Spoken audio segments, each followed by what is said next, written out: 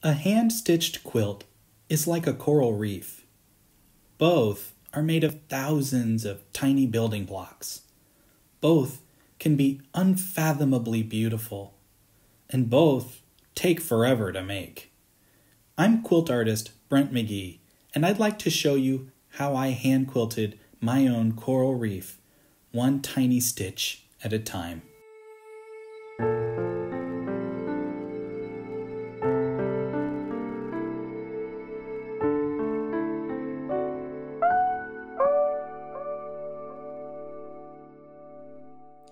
Hi, Brent McGee Quilts here. The quilt you see behind me represents 564 hours of hand stitching, including hand dyeing, needle turn hand applique, and hand quilting.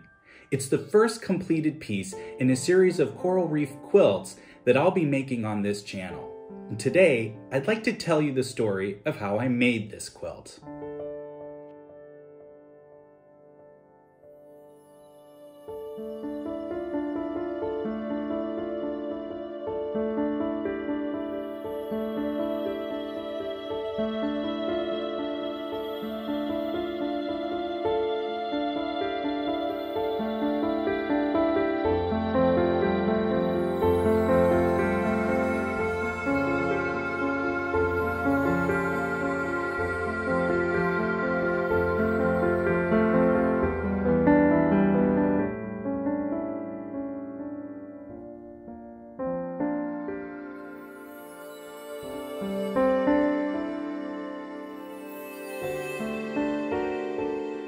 I started quilting in the summer of 2020. And like so many others, my mental health was spiraling due to my life as a professional pianist in New York City being completely obliterated by the pandemic. I think my sister knew I was struggling, so she asked me to make her a large piece of art for the house she had just built with her husband. How about something with fabric, she said. I thought, well, how about a quilt? I've always wanted to make one. And I've got this sewing machine I've never really used. She suggested the Japanese garden in Seattle we had visited as inspiration. I immediately remembered the koi pond. I drew up a sketch incorporating koi with large scales and ripples on a pond that I would do in quilting. 2 weeks and 64 hours of machine sewing later, I had finished my first art quilt. I was in love with it, but there was one feeling I couldn't shake. I hated using the sewing machine. It was a battle, not to mention noisy. There had to be a quieter way. So out of my desire for peace and quiet, I focused my attention on learning to make a quilt completely by hand. Turning to YouTube for help, I discovered that you could, in fact, quilt by hand. And even better, you could do it without a hoop or a frame. So that's the direction I went. Now the only question was what to make. I turned, as I always do, back to the sea for inspiration. As a kid growing up in South Dakota, about as far away from the sea as you could get, I longed to be a part of that world. I thought Ariel was crazy for wanting to live on land. I sided with Sebastian. So back to my sketchbook I went. A school of stingrays became this quilt.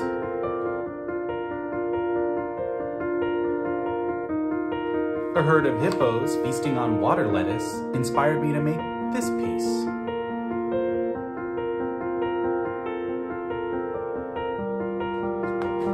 And the melancholy blues of the Arctic led me to a lonely pod of belugas among all too quickly melting icebergs.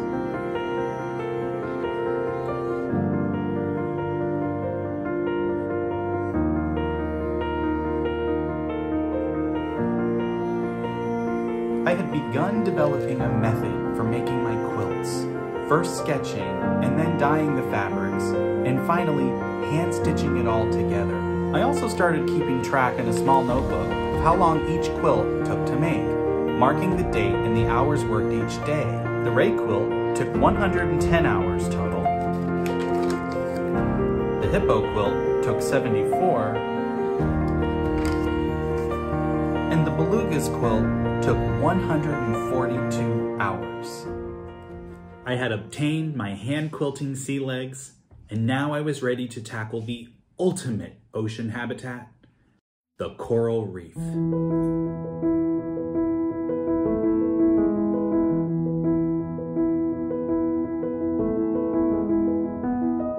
It started with images of these gigantic Gorgonian sea fans silhouetted against the ocean blue. There came the question of how to simplify their intricate forms enough to be practical to applique, but not so simple as to lose their beautiful complexity. I broke it down into 3 elements: the overall fan shape, the large main branches, and the webbing between. I then designed my coral fans to size and drew them on painter's paper that I cut with an X-Acto knife to make a template I could use to transfer the image to plain white fabric.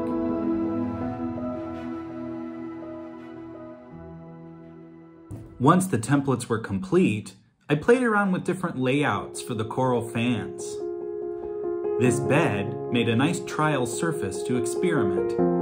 I ultimately decided on this arrangement, liking how it left enough blank space for the sunlight through the water effect of the background, but also the fan silhouettes create a sort of tunnel in the negative space. Next, I used the templates to trace the outlines of the coral with permanent red marker to guide me in dyeing the fabric to enhance the shapes of the coral fans, but also to provide sewing lines for the applique process.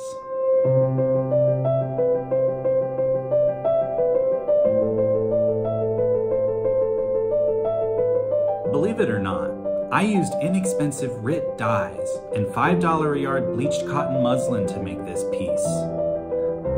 While I've now moved on from using RIT, I appreciate its ease of use and the soft colors it produces, even if it isn't as light fast as I ultimately need it to be. To dye the fans, I covered the bed in plastic, laid out the fabric, sprayed it until soaked with water, and used paint brushes to apply the dye, using more concentrated dye to achieve the darks in the structural branches, and using more diluted dye for the lighter areas, more like watercolor painting than dyeing. The fabric is left to sit long enough for it to set, but not so long that it all runs and loses its definition, about an hour. I applied RIT dye fixative with a brush, and then rinsed the fabric in cold water of excess dye, finally throwing it in the washing machine for a rinse and spin, and then ironing the damp fabric dry.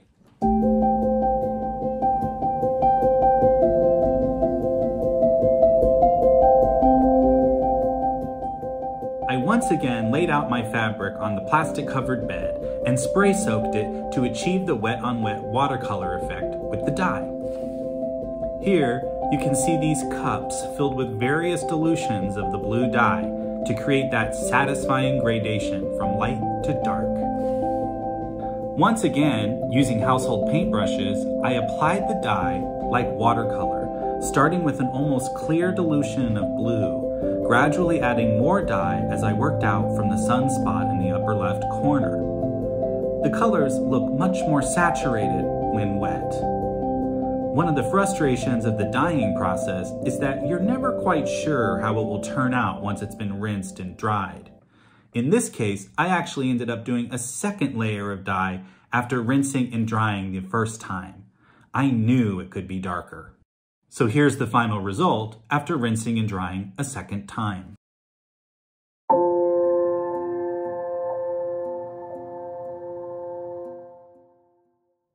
With fabric dyed, I moved on to sandwiching the background fabric to be quilted first before appliquing the coral. I used a single layer of Dream Cotton brand hand quilting batting. More on my thoughts on batting later, but suffice it to say, I no longer use cotton batting for hand quilting, opting instead for my favorite brand of wool batting, Hobbs Tuscany. With the top batting and plain white backing sandwiched, it was time to thread baste. On the left side of this image, you can see where I've basted with darker thread, choosing to baste in the actual lines that I'll be quilting. Thread basting the actual quilted image gives me a chance to preview the quilting design, mark the design without having to use a marker that would need to be washed out, and it holds everything in place nicely for long handwork process. Here you can see where I've quilted versus where it's still just basting. It's so satisfying watching the image emerge. The back of the quilt shows the completed sunburst image quite nicely, don't you think? With the background quilting completed, it was finally time to applique the coral. I thread basted the fans down and begun by appliquing the edges to secure the coral down while I reverse appliqued the internal webbing. I used traditional needle turn applique, which I personally find to be the most streamlined way of doing applique. It's at this point that the realization of just how much stitching I had ahead of me started to set in. Have I bitten off more than I can chew? Only time would tell. It's a painfully slow process, but so rewarding as the coral starts to grow, stitch by stitch. Countless hours later, the coral applique was complete. But I was met with a sense of disappointment. I envisioned the quilt to be just the sunlit ocean blue and these gigantic Gorgonian sea fans. But even after hundreds of hours, it didn't feel complete.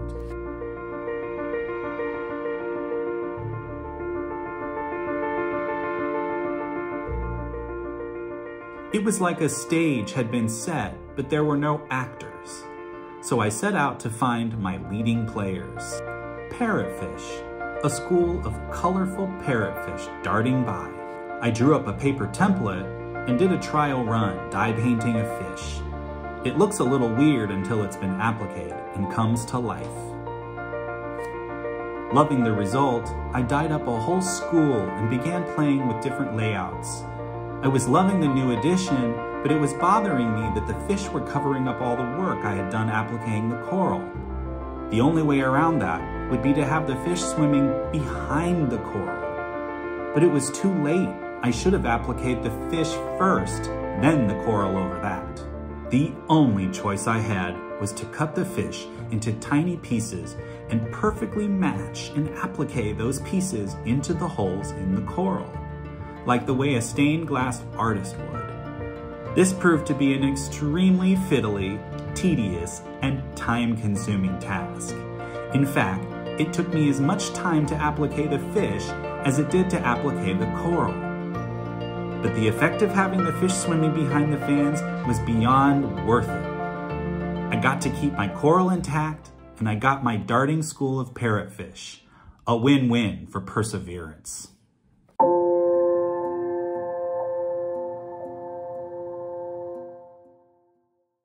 The final step of any quilt is a binding. I knew I wanted an edge-to-edge finish, and at that point I knew nothing about binding. So I opted to turn the edges of the top and the back into the quilt sandwich and do tiny blanket stitches around the perimeter of the quilt. Again, highly tedious, but a really satisfying end to an epic journey. And here's the final result. Well worth the 564 hours it took to hand stitch this piece. Well, now the question is, what do I do with it? And what I chose to do with it was put it away for more than a year.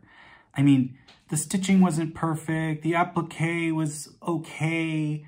I don't know, I guess I had been comparing myself to master quilters and felt really inadequate. But then after that year, I pulled it out and I put it on the wall and I thought, man, actually it's really stunning. Not to toot my own horn, but I love it.